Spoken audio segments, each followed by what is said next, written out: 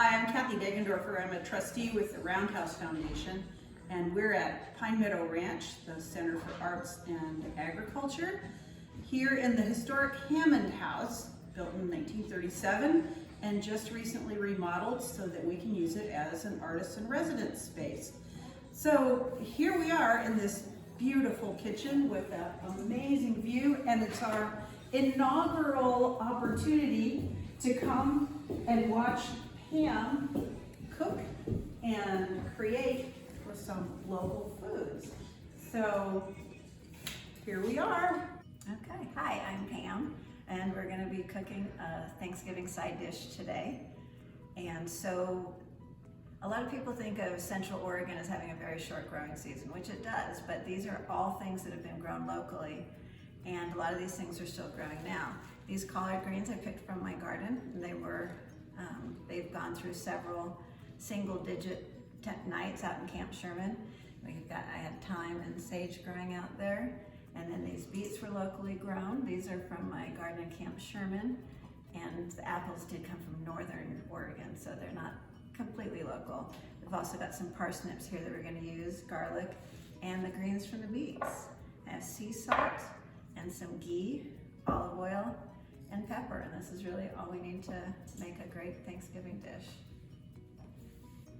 So we'll start with the Delicata squash, and it's called Delicata because it is delicate, so technically you don't have to peel it. However, it grew in Central Oregon, so its skin is a little tougher here than it is in other places, and so I don't completely peel it. I just kind of go through, you can see how tough that is, and just do a rough peel to get some of the outer layer off.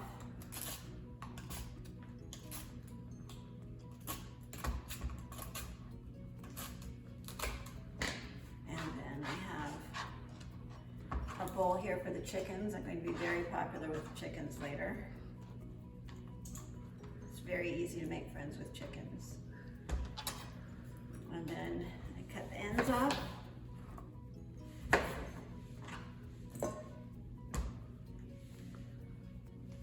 Slice it down the middle, and I'll just I'm going to do it this way. I figure I'm less likely to snap my finger. Slice my fingers. Like that.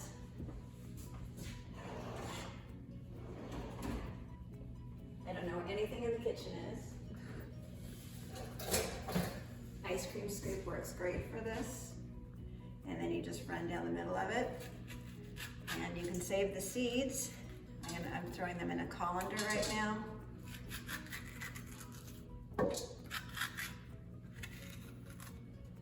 I will wash them out, separate out the pulp, and then I'll dry them out for a couple weeks and plant them in the spring. When you're saving seeds, I always you want to use the biggest, best vegetable that it produced. Get the best seeds.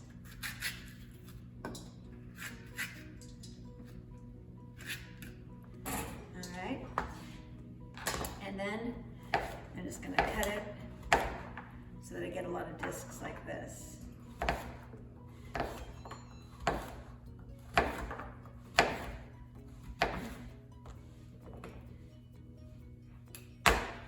And that's why I peeled part of it.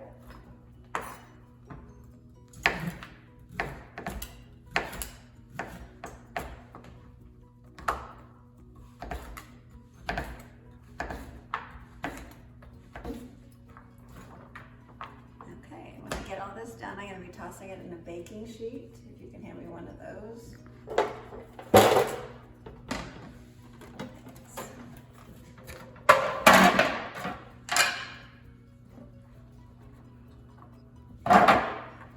These will go on the baking sheet, and they're going to get tossed with a little bit of olive oil and sea salt. I think unless you're measuring salt, I always like to salt with my fingers because I think you get the best feel for it. That way, and do that. Then this is all going to get tossed together. We're going to do 4 of these Delicata squash, and we're going to toss them in there. We're going to bake them for about 25 minutes. that's it for that. Okay, so I've got my butternut squash ready. I'm gonna add a handful to each pan. These are sweet white onions. Gardening tip, if you have onions in your garden, you want to pull them out before the ground freezes. I was going to pull a couple up to use today, and they're going to be stuck in the ground for a while. And so I'm just going to toss all this, add some more salt, and grain some fresh pepper over it. Then I'm going to pop it in the oven. Heated that up to 370. Thinking that should be a little hotter than it was, and we're going to get this in the oven, and while this is cooking, we'll prep everything else. All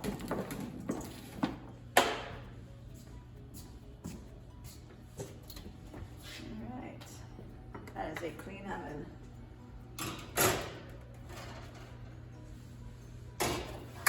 All right, get those in there, set the timer, and we're good to go. Okay, so I peeled my parsnip, and then we're going to peel the beets.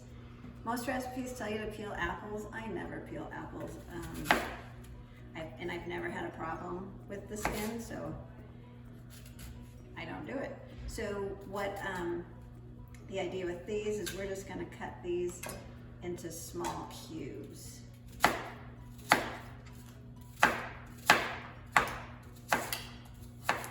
Medium cubes, I guess. If this was a French cooking school, this would definitely not be considered a small cube. Parsnip. So we're going to get all these cubed, and then we're going to set them aside for later. So I have the beets cubed. That one's not really cubed. That's an oblong. And the parsnips. And so we want to roast these just for a few minutes. We still want them crunchy. They're going to, along with the apples, provide some of the texture for the dish, because squash gets a little squishy.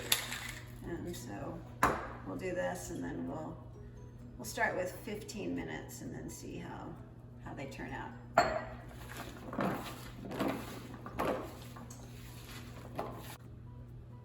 Okay, so next we're gonna prep our herbs. So I minced 2 cloves of garlic here, and then sage. I'm just gonna do the leaves. We want probably about a tablespoon to start. Sage is a pretty strong flavor, and it's pretty easy to go overboard. I'm gonna do a super rough chop of this because you kind of want it in bigger pieces. And then for the thyme, you always want to wash your thyme a little bit before you want to use it, because it just makes it easier to do it. And I always keep my thumbnail long, keep the rest of my nails pretty short, because you just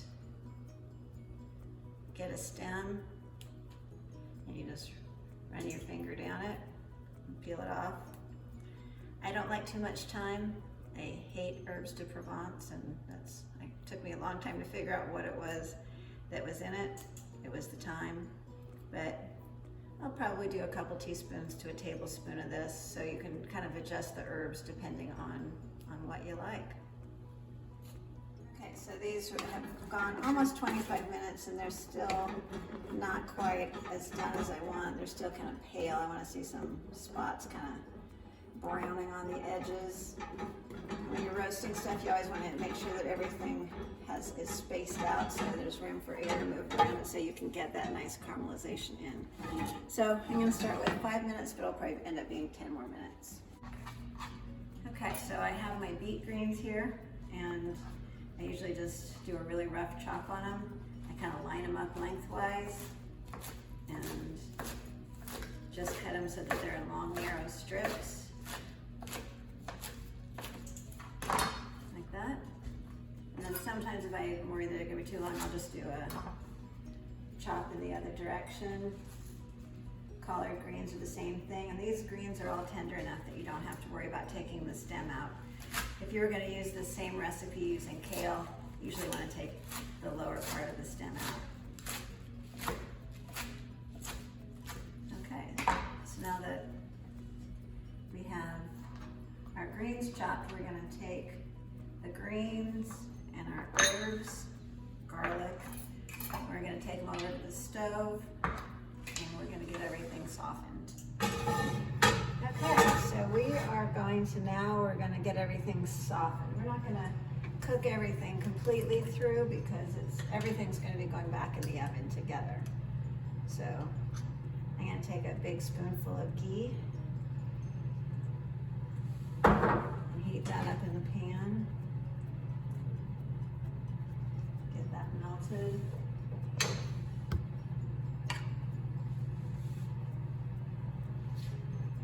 And as that's melting, I'm gonna add salt and pepper to the pan. A lot of times we toast herbs and spices and stuff to bring out the flavor. And that works with pepper too. The pepper gets forgotten a lot. It just kind of gets added at the end. But you get a little extra from it. Smush that around in there. I'm gonna add the garlic first.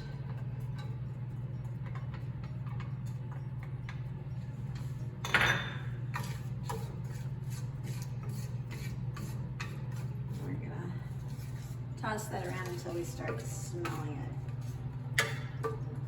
Usually give it 3 or 4 minutes.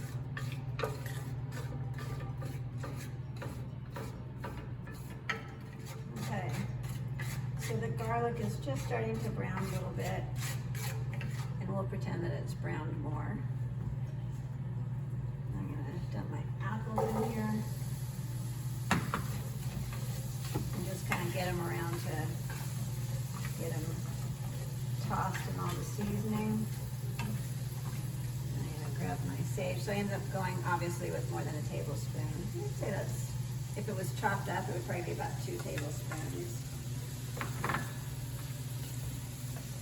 thyme. Get that all tossed around.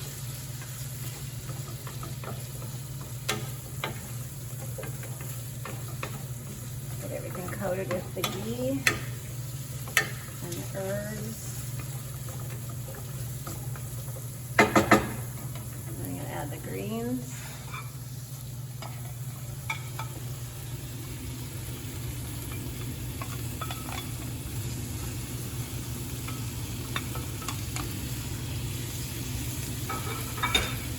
I'm going to sprinkle a layer of salt over it.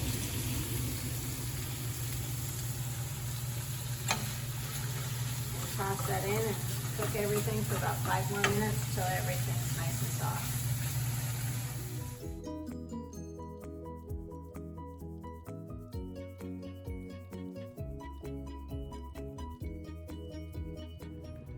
Okay, so now the easy part, we just got everything's out of the oven. And we're going to take everything and put it in this giant Dutch oven. Probably a little bigger than it needs to be.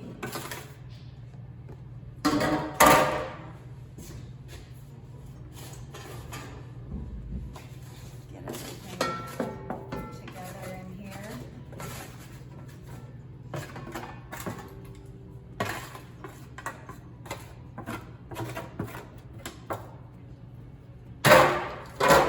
And something that I didn't have that I think would be really good, you want to soften it with the herbs and everything, would be some hazelnuts if you wanted to add some of our wonderful Oregon hazelnuts. And then if you were going to make this dish vegan, I would just do olive oil instead of the ghee for the sauteing.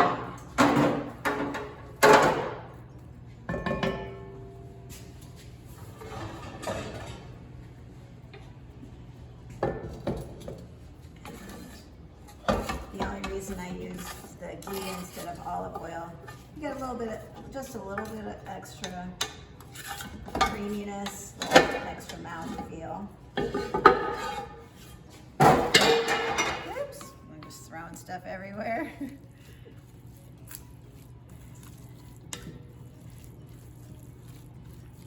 Okay.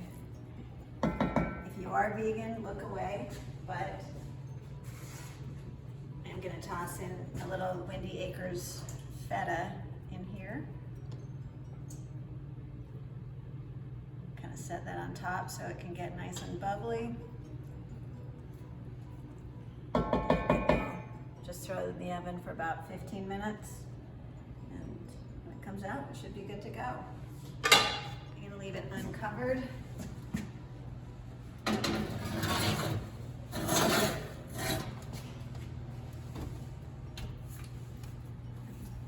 I pre-roasted everything just because I think I like the little bit of caramelization you get, and I feel like you get a little more definition in the shape and everything. But if I was in a hurry, you could just cut everything up and toss it in together. You just have to add the stuff that's softer later in stages.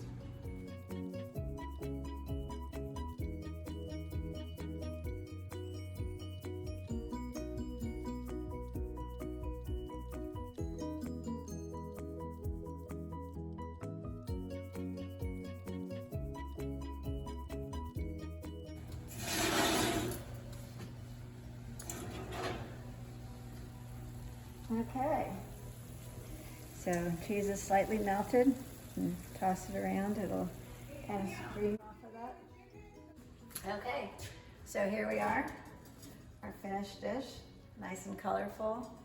And one of the nice things, or one of my favorite things about farm to table cooking is that it's just kind of, you get to, there's no set rules, and you just kind of see what you have and then have fun and play with it.